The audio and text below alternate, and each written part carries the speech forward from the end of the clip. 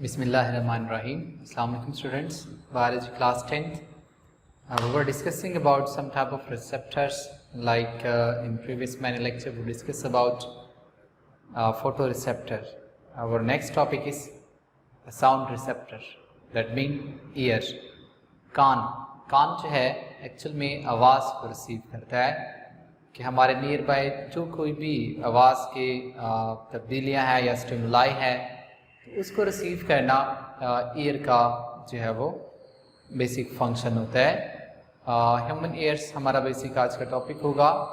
हम इसमें देखेंगे कि इंसान के जो कान हैं वो स्ट्रक्चरली किस तरह के हैं, कैसे वो फंक्शन परफॉर्म करते हैं और कौन सा पार्ट क्या काम जो है वो कर रहा होता है। ठीक है, ear basically human ear consist on 3 major part. First of all हम कहते हैं आउटर ईयर, जिसमें चंद स्ट्रक्चर हैं लाइक पिन्ना, ऑडिटरी कैनाल और उसके साथ साथ एयर ड्रम। इसके साथ फिर हम नेक्स्ट पार्ट जो है वो उसका होता है मिडल ईयर। मिडल ईयर के अंदर उसकी बोन्स प्रेजेंट होते हैं, कुछ 3 बोन्स होती हैं, इंकस, मैलिस एंड स्टेप्स, और उसके साथ कुछ कैविटी प्रेजेंट होती है। देन वहाँ पे यूस्टेशन ट्यूब्स ये प्रेजेंट होती है। तो ये सारा पोर्शन जो है वो मिडल ईयर में आता है। ठीक है, उसके बाद इनर ईयर, उससे पहले एक स्ट्रक्चर होता है जिसे आप ओवल विंडो कहते हैं। Oval window will separate middle ear from inner ear. Next inner ear start होता है, तो इनर ईयर के अंदर जो मेजर स्ट्रक्चर हैं उसमें semi circular canal, round window और उसके बाद वेस्टिबुलर नर्व्स। देन आपके पास उसमें cochlea which is actually a sound receptor, and cochlea से फिर आगे एडॉटरी नर्व्स या वो वहाँ पे कनेक्टेड होती है और जो ब्रेन तक मैसेज है वो लेकर जाती है। ठीक है, सो ये सारी हम लेक्चर में डिस्कस करेंगे, इसकी मॉर्फोलॉजी। ठीक है, so let's see. Ear actually a sound receptor, that mean आवाज को वसूल करने वाला ऑर्गन, ज़ाब भी कह सकते हैं आप। ठीक है, उर्दू में अगर प्योर लिखेंगे तो ऑर्गन, साउंड रिसेप्टर। ठीक है, अब इसके मेजर 3 कंपोनेंट्स हैं। एक होता है आउटर ईयर, ठीक है, दूसरा है मिडल ईयर और फिर है इनर ईयर। इसे आप उर्दू में कहते हैं बैरूनी कान, ये दरमियानी है,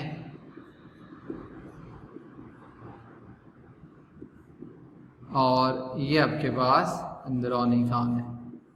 ठीक है, तो इसके डिफरेंट स्ट्रक्चर्स जो है वो आपको यहाँ पे नज़र आएंगे। Let discuss morphologically.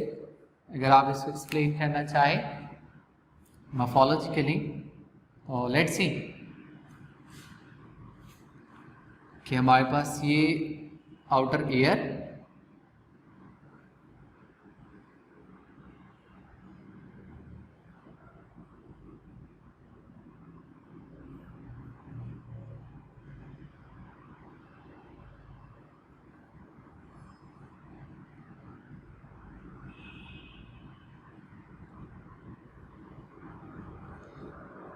Outer ear में आप देखेंगे ना तो जो स्ट्रक्चर्स आते हैं उसमें पिन्ना, ठीक है, आउटर फ्लैप जो होता है ईयर पिन्ना उसको हम कहते हैं।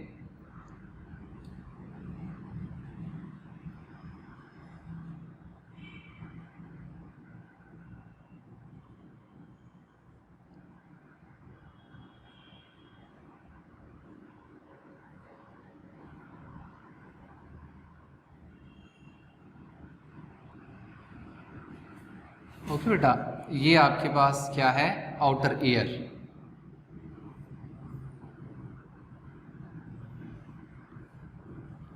It's outer ear. अब इसमें ये जो आपको नज़र आ रहा है ये एक्चुअल में पिन्ना है, बाहर वाला फ्लैप।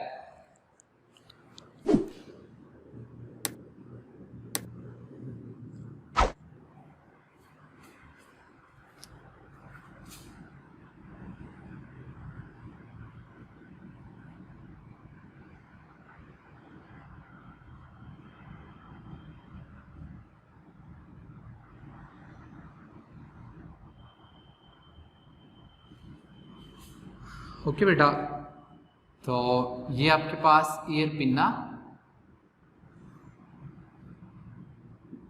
पिन्ना का बेसिकली फंक्शन क्या होता है? It's function is to catch the sound wave, यानी साउंड वेव आती है तो उसको ये कैच करता है, ठीक है।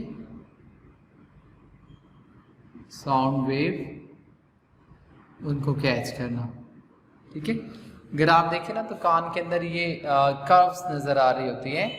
कर्व का बेसिकली मकसद होता है to increase the surface area to catch the sound wave, कि सरफेस एरिया बढ़ा देना ताकि साउंड वेव मैक्सिमम जो है वो कैच की जा सके, ठीक है। यही इसका बेसिकली क्या होता है, फंक्शन होता है। कुछ लोग होते हैं ना जिन अगर में भी आपने कभी देखा, उनके कान के अंदर ना ये जो पिन्ना स्ट्रक्चर है उसमें इतनी ज़्यादा कर्व नहीं होती, वो फ्लैप होता है, तो उसकी जो सुनने की सलाहियत है थोड़ी सी कम हो सकती है, बिकॉज साउंड वेव इतनी ज़्यादा कैच वो नहीं कर पा रहा होता, ठीक है।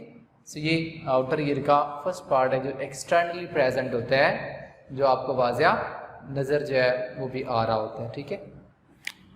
ये अगर आप देखें तो इसे हम कहते हैं एडोटरी कैनाल,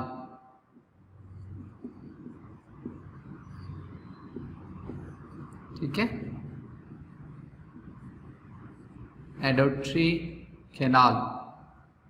अब एडोटरी कैनाल के अंदर कुछ स्ट्रक्चर्स प्रेजेंट होते हैं। फॉर एग्जांपल आप देखें, इसके अंदर सम टाइप ऑफ ग्लैंड्स ये प्रेजेंट होते हैं। इसके साथ साथ अगर आप देखें तो इसके अंदर शॉर्ट हेयर प्रेजेंट होते हैं, छोटे छोटे बाल, मतलब इतने ज़्यादा तो नहीं लेकिन थोड़ी बहुत माइनर से जो है वो नियर बाय प्रेजेंट होते हैं, लेकिन ज़्यादातर ये ग्लैंड्स ही इसमें जो है वो प्रेजेंट होते हैं, ठीक है।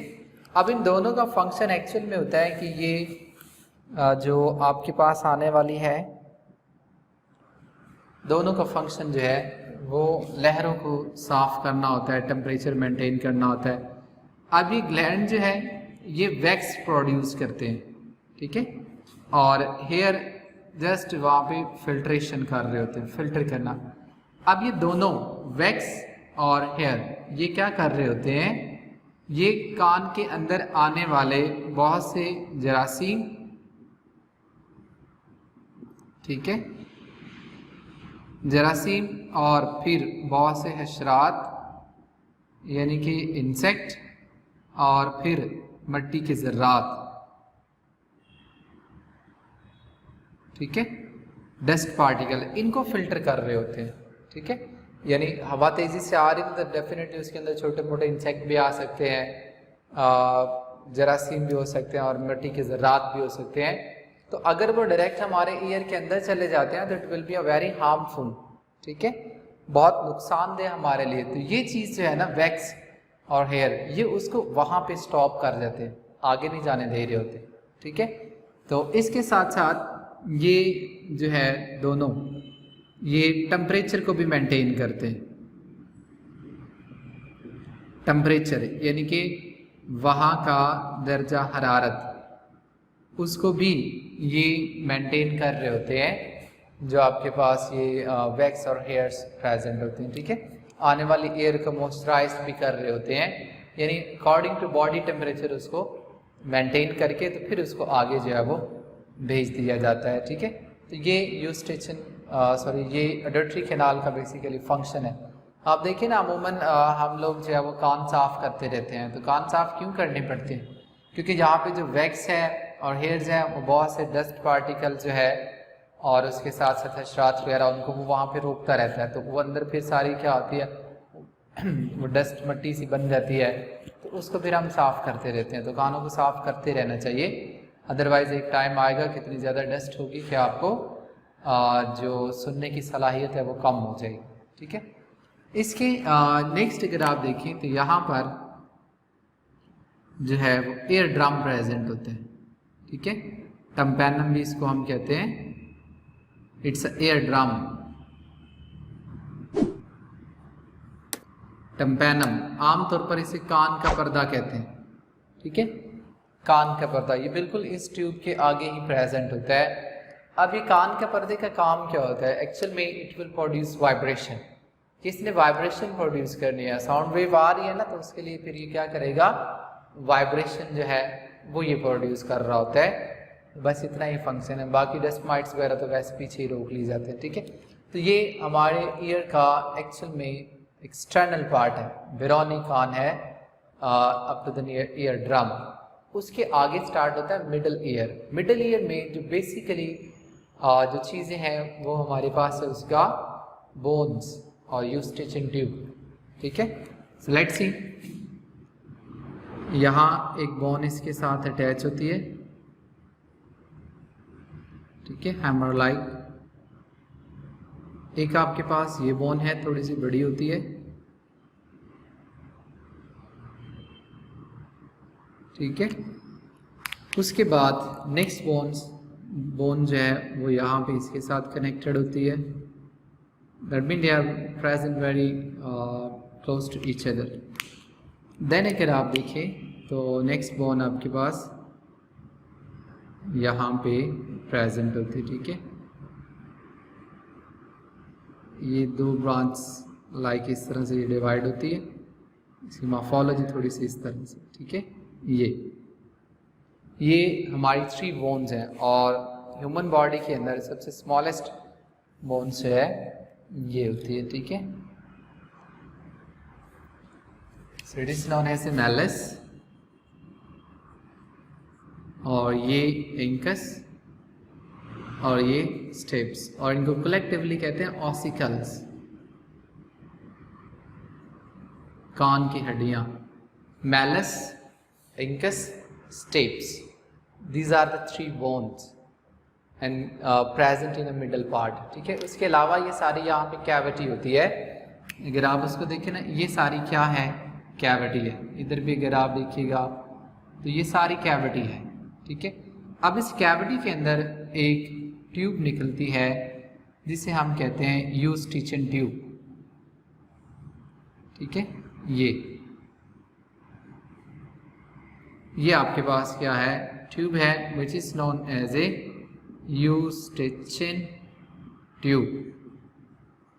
अब इस यूस्टिचियन ट्यूब का बेसिकली फंक्शन क्या होता है? Actually it is connected with the थॉट। ये हमारे गले के साथ कनेक्टेड होती है। डेवलपमेंट के दौरान, ड्यूरिंग द डेवलपमेंट, इसका स्ट्रक्चर कुछ और होता है। Maybe like act like some other embryonic tube. हम इसको एम्ब्रियोनिक ट्यूब भी कहते हैं, गिल्स पाउच भी इसको हम कहते हैं। तो ये डेवलपमेंट के साथ साथ ये ट्यूब में चेंज हो जाती है और हमारे गले के साथ कनेक्टेड हो जाती है। तो इसका बेसिकली फंक्शन ये होता है कि ये एयर ड्रम दोनों कान के पर्दों के ऊपर एयर प्रेशर को मेंटेन करते हैं। आपने बाज़ दफ़ा देखा होगा कुछ स्मोकर ऐसे होते हैं कि वो अपने कानों से धुआं निकाल रहे होते हैं। कभी इमेजिन किया कि किस तरह ये पॉसिबल है? तो उसकी जो पॉसिबिलिटी है ना, it is due to eustachian tube. ये यूस्टिचियन ट्यूब हमारे गले के साथ कनेक्टेड है। वो क्या करते हैं? अपने नोज और अपने माउथ को बंद करते हैं और एयर प्रेशर अंदर से क्रिएट करते हैं, तो वो जो स्मोक होता है वो कानों की तरफ चला जाता है by means of eustachian tube. फिर कानों से वो धुआं निकलता है, but it's a very dangerous. कान का स्ट्रक्चर जो है वो ख़राब हो सकता है, कान के पर्दे जो हैं वो ख़राब हो सकते हैं। तो ये हमारे पास क्या है कि सारा ये मिडल ईयर है। यहाँ से अगर आप देखेंगे ना इतना, इसके बाद स्टार्ट होता है इनर ईयर। इनर ईयर में बेसिकली यहाँ पे एक स्ट्रक्चर्स, ये आपके पास सारा जो है वो इनर ईयर है, ठीक है। इससे आगे आगे इनर ईयर जो है वो स्टार्ट हो जाता है। यहाँ कान का ये जो लास्ट वाली स्टेप्स है, ये जिस मेम्ब्रेन के साथ अटैच होती है ना, उस मेम्ब्रेन को हम कहते हैं ओवल विंडो। ओवल विंडो ये मेम्ब्रेन के साथ अटैच है, ठीक है। तो ये मेम्ब्रेन ओवल विंडो जो है ये मिडल ईयर और इनर ईयर को एक दूसरे से अलग कर रही होती है, ठीक है, मॉर्फोलॉजी के लिए। तो ये आपके पास देखिएगा कि यहाँ से जितना है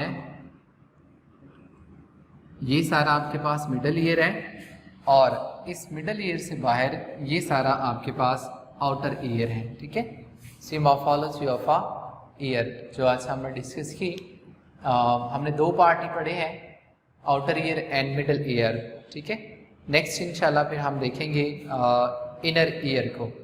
इनर ईयर थोड़ा सा लेंथी है और उसमें थोड़ी सी टर्मिनोलॉजी भी ज़्यादा आ रही है। ठीक है बेटा, यहाँ तक आपने करना है, इसको देखना है और आप कोशिश करें कि डायग्राम बनाएं खुद। एक पेज ले वहाँ पे उसके ऊपर इसकी जो है वो डायग्राम बनाएं, अच्छी से अच्छी डायग्राम। बायोलॉजी में एक चीज़ है कि आपकी जितनी अच्छी ड्राइंग होगी ना, आपकी बायोलॉजी उतनी ही ज़्यादा अच्छी होगी। यानी कि आप कह सकते हैं कि बायोलॉजी के अंदर ड्राइंग आपकी बेसिकली बैकबोन है। अगर आप अच्छा बना चाहते हैं कुछ स्ट्रक्चर तो आपको मार्क्स अच्छे जो है वो मिल जाते हैं। ठीक है बेटा, सो नेक्स्ट इंशाल्लाह हम अगले लेक्चर में मिलेंगे। वीडियो को देखें, लाइक करें, कमेंट्स भी करें और चैनल अगर आपने नहीं सब्सक्राइब किया तो आप वो भी करें, सब्सक्राइब भी करें। इससे फ़ायदा ये होगा कि आपको अपकमिंग जितने भी लेक्चर्स हैं वो आपको मिलते रहेंगे। ठीक है, तब तक के लिए अल्लाह हाफिज़, टेक केयर।